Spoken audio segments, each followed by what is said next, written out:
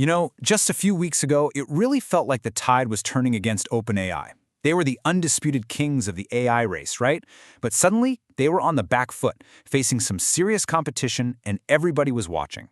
So today, we're diving into their dramatic response, the release of GPT 5.2. And we've got to ask the big question, is this a true leap toward AGI, or is it just the hype machine firing on all cylinders again? I mean, just listen to that. Code red, threat level midnight. That's not just corporate jargon, that is pure, unadulterated panic mode. This was a full-blown, all-hands-on-deck emergency. And what kicked it all off? Well, their biggest rival pulled a move that absolutely nobody saw coming. That shockwave had a name, Google's Gemini 3. It dropped out of nowhere and was so ridiculously powerful it completely shattered the idea that OpenAI was untouchable. All of a sudden, people started throwing around this absolutely brutal comparison, calling them the Netscape of the 2020s. And if you remember Netscape, you know that's basically a death sentence in tech. The pressure was on. And right when it looked like they were on the ropes, just as everyone was getting ready to count them out, bam! OpenAI drops their answer, GPT 5.2. And this thing didn't just get them back in the game. Oh no, it completely grabbed the steering wheel of the AI hype train and yanked it right back in their direction. And look, of course, it's crushing all the typical benchmarks. It's beating everyone at coding, at reasoning, you name it. But honestly, that's not the real story here. The real flex, the thing that is making everyone's jaw drop, it all comes down to one specific, absolutely mind-blowing number. Yeah, 390x. That is not a typo. A 390-fold efficiency improvement on a super important benchmark. And get this, they did it in just 1 year. You have to understand, this isn't some tiny incremental update. This is a monumental leap. It suggests that something totally fundamental has changed in how they're building these AIs. Okay, so why is everyone freaking out about this one number? It's all about what they're measuring. To really get why this is such a huge deal, we have to talk about this specific test, the ARC benchmark. Because, as you'll see, scoring high on this is a totally different ballgame. Which of course leads to the big question, what the heck even is ARC, right? Because to see why GPT 5.2 score is so wild, you first have to understand what this test is actually all about. So think of it this way. ARC isn't a history test where you just spit back facts you've memorized off the internet. Nope, it's more like a series of unique brain teasers or logic puzzles. It's specifically built to test if an AI can actually think and solve brand new problems it has never ever seen before, starting from scratch. Kind of like we have to.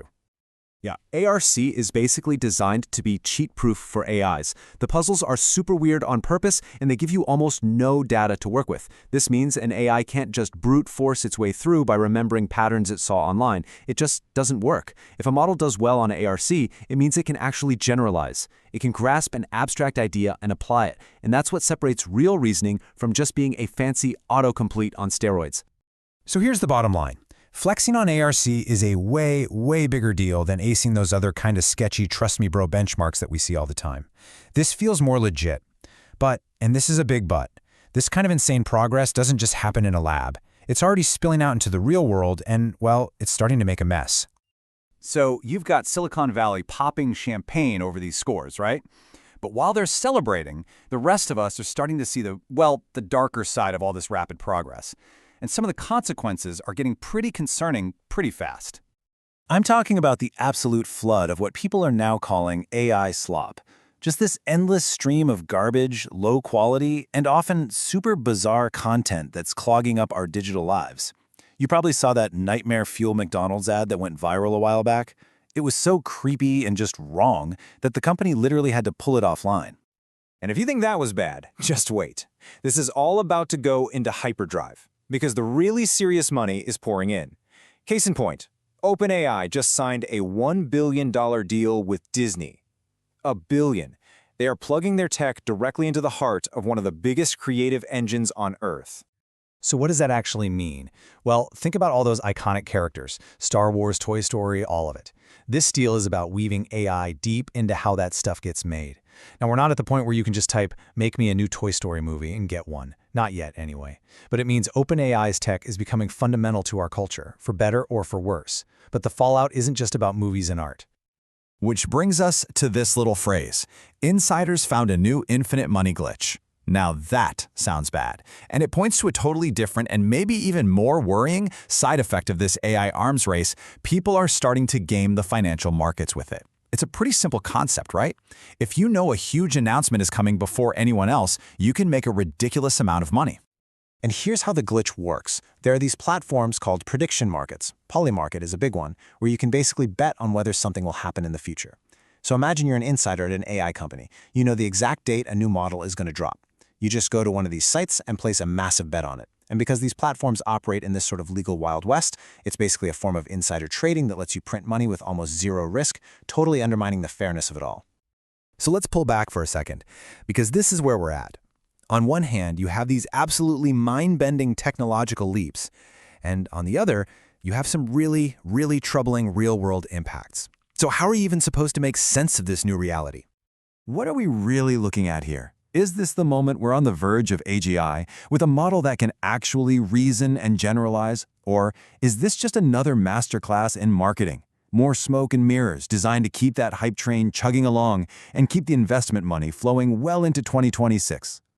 Because, let's be real, for most of us using this stuff every day, it's getting harder and harder to actually feel these supposed revolutions. Yeah, the new models are a little better, sure, but does this new one feel 390 times better than what you were using last year? I'm going to guess that for you, and for me, the answer is a big fat no. And that's the final question we're left with, isn't it?